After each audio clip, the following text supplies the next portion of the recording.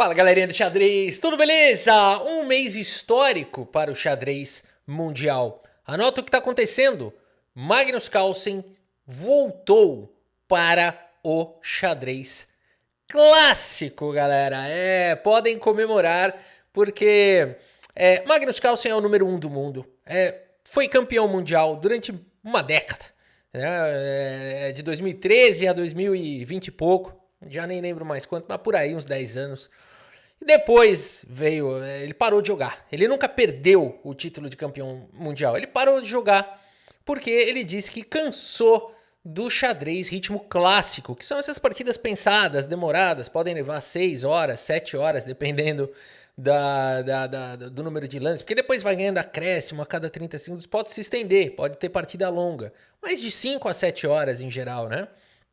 E são vários dias, torneios extremamente cansativos. E o Magnus Carlsen cansou, tentou propor para a FIDE novos ritmos, um clássico rápido, tentou dar uma modernizada, poderia ser melhor para os jogadores, poderia ser melhor para quem assiste, poderia ser melhor para as organizações, os eventos não precisariam ter um mês de duração, poderiam ter menos, uma série de vantagens.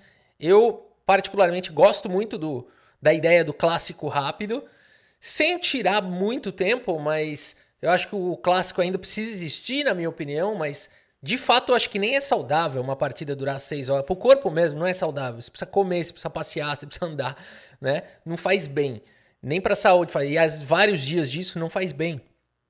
Então precisa rever mesmo, concordo com o Magnus Carlsen. Mas, mesmo agora, virando papai, teve filhinho aí no final do ano, mesmo com tudo isso, casou, teve filho e tudo mais, ele decidiu voltar pro xadrez clássico, o que é muito, muito, muito legal. Tá rolando, portanto, o torneio aqui, Sigeman, com grandes jogadores. Quem é que tá aqui, ó? O Erigaisi, tá o Abdul Satorov, apenas 8, hein? Apenas 8 jogadores. O Jordan Van Foreest, Nils Grandelius, Erdogmos, o gigante turco, novinho, né? Andy Woodward, outro da nova geração, que é um fenômeno. E a grande mestre Gilles Zinner. Então a gente está falando de um torneio bem forte. Magnus Carlsen vai se colocar à prova. Que coragem, hein? Ele é o número 1 do mundo. Ele pode perder o rating aqui, ele pode... Ou não, ou ele pode ganhar, né? Então a gente vai ver a volta do Magnus Carlsen aqui hoje e nos próximos dias também. Legal, né? Bora dar uma olhada então. E você que também quer melhorar no xadrez, uma dica rápida aqui. O aplicativo 8chess, tá bom? Para você melhorar em várias fases do jogo, para todos os níveis, tá bom? Então, você que quer melhorar, fica aí a dica 8chess nas principais stores aí. Vamos nessa, galera. Magnus Carlsen começou a primeira rodada abrindo com o peão do rei, e o Erigaisi também respondeu com o peão do rei. Depois do desenvolvimento do cavalo, a gente teve uma Petrov. E aí você fala assim, o Magnus Carlsen conhece isso? Cara, como assim? Faz-me rir. Conhece muito. Muito, absurdamente. Mas olha que legal aqui, ele parou por uma série de minutos nesse lance número 3, para pensar se ele queria entrar numa linha principal de Petrov, ou ele vai querer abrir o centro, ou ele vai querer desenvolver e ir para uma 4 cavalos, seja lá o que for. Então aqui ele pensou por um tempão, 9 minutos parado na posição para escolher o lance número 2. Não é legal? Fora a ansiedade que ele deve criar no Erigaisi, né? O Erigaisi deve ficar tipo impaciente. Caramba, o que será que ele vai jogar? Joga logo, né?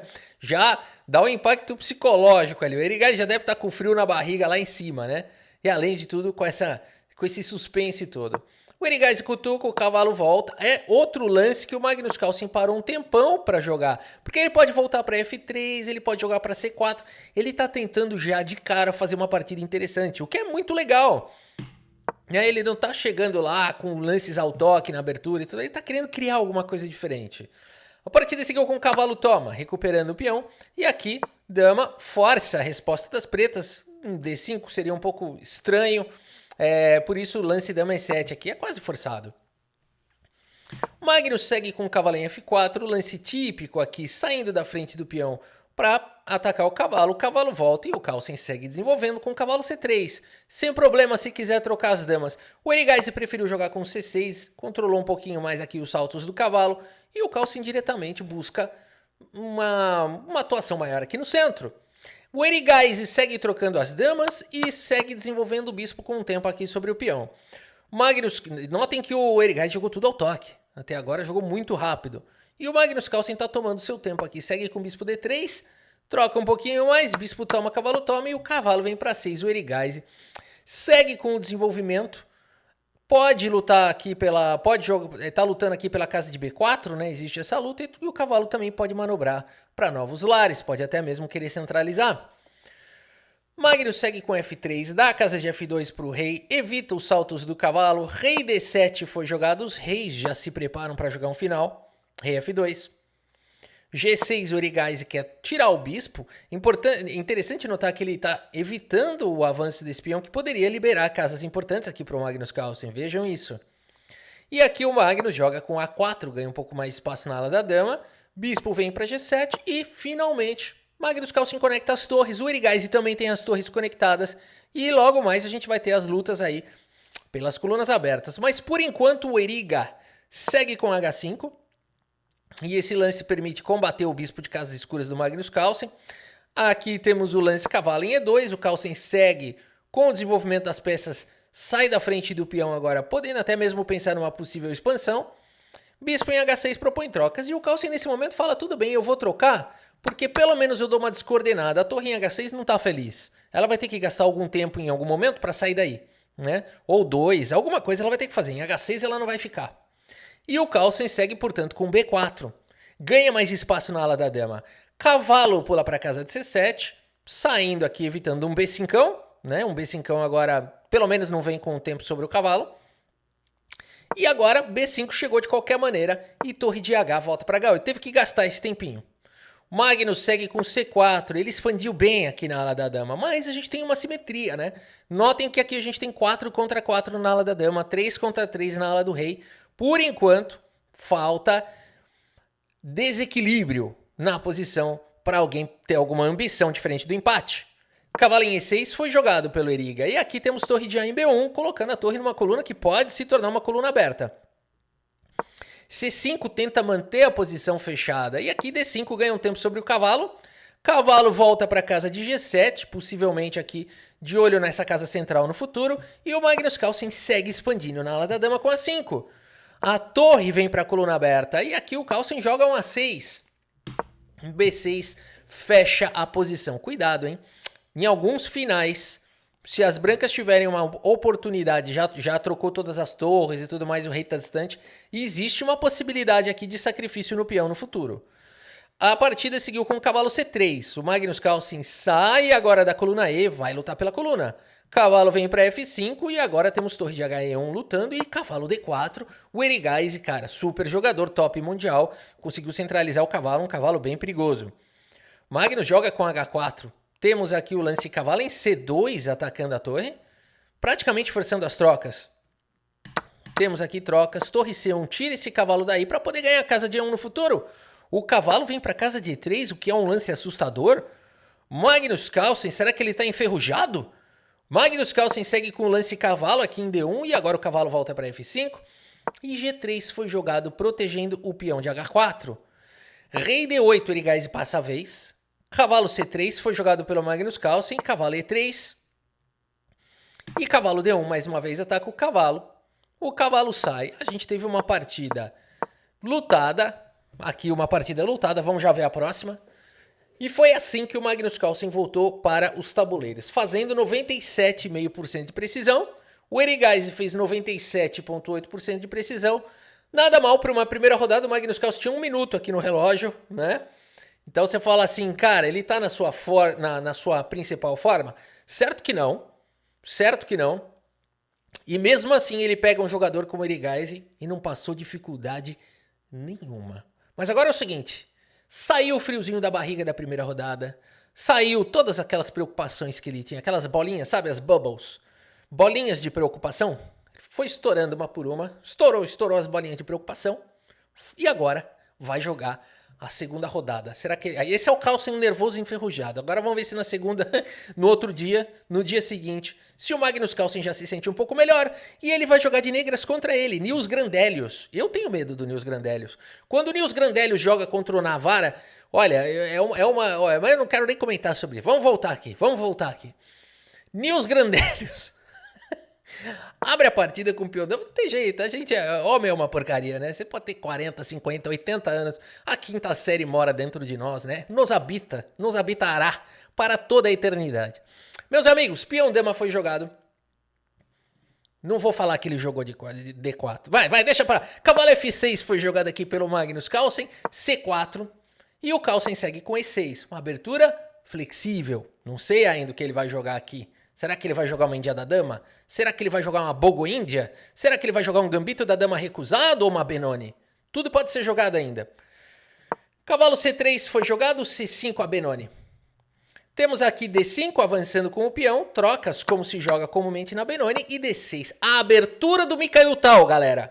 Mikhail Tal era um grande jogador de Benoni. Eu jogo de vez em quando a Benoni, inspirado no Mikhail Tal. Eu adoro essa defesa, é uma defesa muito perigosa. Vamos ver o Carlsen dando aula aqui. E4 foi jogado. G6, típico de Benoni. Na Benoni, as pretas não tem mais onde vai desenvolver o bispo aqui. O bispo vai ter que desenvolver nessa longa diagonal. Vai existir pressão no peão central. E as pretas vão tentar expandir na ala da dama. E o calcanhar de Aquiles é esse peão. Resumindo de uma maneira bem superficial, essa é a Benoni. Bispo E2 foi jogado, bispo G7. Bispo vem para E3 seguindo o desenvolvimento. Roque coloca o rei em segurança e cavalinho F3 segue o desarrolho. E bispo G4 foi jogado pelo Magnus Carlsen, desenvolvendo o bispo de casas claras. Cavalo manobra para D2, os bispos se encaram, saem do tabuleiro, bispo toma, dama toma e cavalo de bem em D7, não jogando como Mikhail Tal. Mikhail Tal gostava desse, ó. Ele gostava do cavalo A6 nesse tipo de posição, ele gostava de colocar o cavalo em C7 e o mais rápido possível jogar um B5. Nem sempre era possível, vai jogar um A4, vai jogar um A5, vai tentar evitar. O Carlsen preferiu jogar cavalo de bem em D7. Roque coloca o rei em segurança e aqui cavalo em E8. Aqui tem conhecimento, muito. Magnus levou mais tempo do que o Nils Grandellius. O Nils Grandellius jogou rápido esses 12 primeiros lances. E o Magnus Carlsen agora sai aqui da frente do bispo. Vamos ver qual a ideia do Carlsen. Já protege o calcanhar de Aquiles da posição. Interessante aqui, né? Não deixando nenhum ponto de fraqueza por enquanto. F4 foi jogado, F5 no momento certo, não à toa o Carlsen tirou o cavalo. E agora temos trocas, peão toma e peão toma na coragem. O Magnus Carlsen expõe o próprio rei na coragem, mas fica com um peão aqui, uma estruturinha de peões bem interessante, né? Bem restringindo aqui as peças do Nils Grandellius.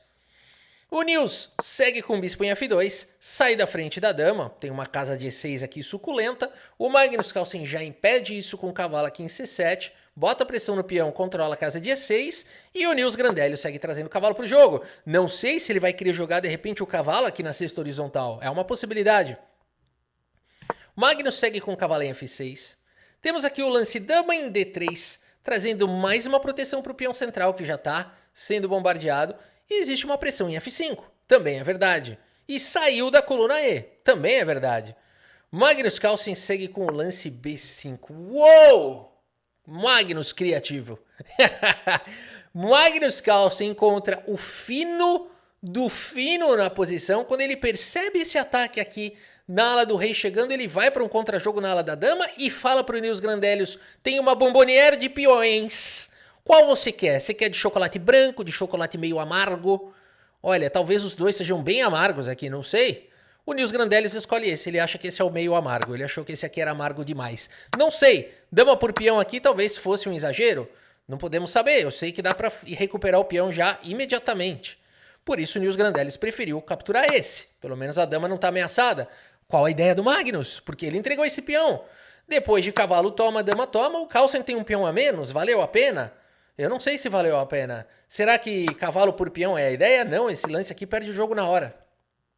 Acabou o jogo, não tem como defender. Não tem uma peça que possa defender o cavalo. Não foi isso que o Carlsen fez. O Nils Grandellius pode ter pensado, puxa, o Carlsen enferrujou, agora ele vai tomar o peão e vai levar um dama B3 e eu vou ganhar o jogo. Aqui o Nils Grandellius já tá com o coração acelerado. Ele pensa que tá ganhando do Carlsen. Magnus Carlsen segue com o fino da posição torre B8, mantém a dama atacada, o peão atacado e o peão central também. Dama D3 foi jogado errado. Como é bonito o xadrez, né? É um lance que defende o peão central e ataca o peão de F5 com um lance errado. E o Carlsen sabe disso. Por isso o Carlsen é melhor que os outros. Ele vai mais longe. Aqui dama em E2 seria o melhor lance. A dama tem um pouco mais de atividade. Continua defendendo aqui por conta dos cheques aqui e tudo. Mas dama E2 era melhor. Protege o peão de B. Dama D3 foi jogado. E o Carlsen agora? Ele vai tomar o peão de B2? Será? Não! Magnus Carlsen vai pro melhor lance da posição. O cavalo em E4, cara. Olha a pressão absurda que começou a existir pelo preço de um peão. Magnus Carlsen entregou um peão e tá fazendo inferno já na vida do Nils Grandellius. Por um mísero peão. A partida seguiu com torre de A em B1. Fala, tá bom, vai, eu vou devolver o peão, vamos trocar a peça. O Carlsen fala, não. Ele segue com o princípio da sobrecarga. É o que ele sabe fazer, o Magnus Carlsen. Ele não realiza a questão material e continua trazendo mais sobrecarga, mais sobrecarga, mais sobrecarga. A posição vai ficando pesada para o Nils Grandellius. Cavalo G5 busca um contra-jogo. A casa de E6 é boa, tá atacando também o cavalo aqui no centro. Magnus Carlsen segue com o fino da posição. E olha o tempo do Carlsen, olha o tempo do Nils Grandellius. Lance 22, o Carlsen tem mais do que o dobro do tempo do Nils Grandellius. Dama D2, o fino da posição atacando a dama que está em defesa. Não dá tempo de tomar o cavalo. Dama passa para casa de H3. Puxa, parece que aqui então o Nils Grandellius conseguiu boa coisa, só que não. Porque agora cavalo por G5 elimina qualquer possibilidade do ataque em H7. E agora é o Magnus Carlsen quem tem uma bomboniere de peões. Ele pode capturar em G5 ou ele pode capturar aqui em B2. B2 é bem interessante. Esse peão tá até aqui protegendo o rei do Carlsen. Por que eu vou tirar ele daí? Vou deixar ele aí. E aqui, se eu tomar esse peão, de repente eu elimino esse outro e eu tenho um peão passado. Aliás, esse peão já vira um peão passado. Magnus Carlsen segue com torre toma. Torre toma, dama toma, atacando o peão de A. Uau. E agora nós temos o lance dama em H5, mais um lance difícil, mais um lance errado. Nils Grandellius na pressão do tempo, na pressão da posição, começa a estremecer, começa a fazer besteira. Talvez, aqui dama G3, não sei, aqui dizem os computadores que seria melhor. Dama em E3, mais difícil de jogar, mas controlando a coluna E, talvez, faz até algum sentido. Dama F3... O difícil é entregar esse peão com um ataque aqui nesse peão e achar que tá valendo a pena. Já é difícil a posição do Nils Grandellius. Ele segue com dama em H5. O Carlsen fala, oba, tenho 2 peões passados. Mas o Nils Grandellius fala, eu não fiz isso à toa. Vai pra esse ataque pra cima do rei do Magnus Carlsen e o Carlsen vai pro fino do fino H6, deixando a posição fechada. Bom, o Nils Grandellius volta a dama agora para casa de F3, protege o seu exército, seu peão central aqui vale ouro. E o Carlsen faz o quê? Relembra o Nils Grandellius que ele tem problemas. Problemas de Marieta. Problemas severos. Essa só quem é velho entendeu, hein? Só pegou a referência quem assistia a novela da Globo nos anos 90. Agora é o seguinte, pessoal. Marieta Severo, atriz da Globo. H4 foi jogado pelo Nils Grandellius. A4 dispara o peão, Nils Grandellius segue com dama em F4, tentando algum tipo de contra-jogo tarde demais. O Carlsen não tá errando nenhum lance. Ele tá achando todos. O Carlsen voltou, galera. Ele voltou. Dama por peão foi jogado pelo Nils Grandellius. E o Carlsen, na tranquilidade, vai pro único lance da posição. Único lance. Às vezes eu falo igual o Maluf, eu não sei porquê. A2-A1, vai promover. Bispo por C5, fez uma limpeza nos peões do Carlsen, não interessa, tem peão passado avançando. Ah, mas agora ok, eu vou dar cheque com o dedo na cara, não tem problema, rei H8 é o único lance da posição saudável, claro. E aqui rei H2, foi jogado pelo Nils, ele numa altura dessa sabe que essa torre aqui tem problema. Magnus Carlsen não tem pressa, poderia promover, poderia, mas ele fala, não quero arriscar nada, risco zero, dama em E5 com cheque. Força a troca das damas. Poderia mexer o rei, mas vai trocar a dama aqui se quiser. Se você não trocar, eu troco, né? Dama toma, bispo toma com cheque.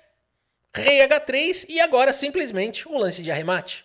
Rafa, o lance de arremate é promover aqui. Cuidado, a torre tá atacada. Cuidado, a torre tá atacada. Né? O Carlsen fala, pronto, eu cheguei até aqui, faça, Rafa Milk, faça o último lance pra mim. E eu falo, obrigado, Magnus Carlsen. E jogo esse lance e perco a partida. Perco! Né? O Carlsen nunca mais vai querer olhar na minha cara. Bom, ele nunca viu mesmo também. Agora é o seguinte, pessoal.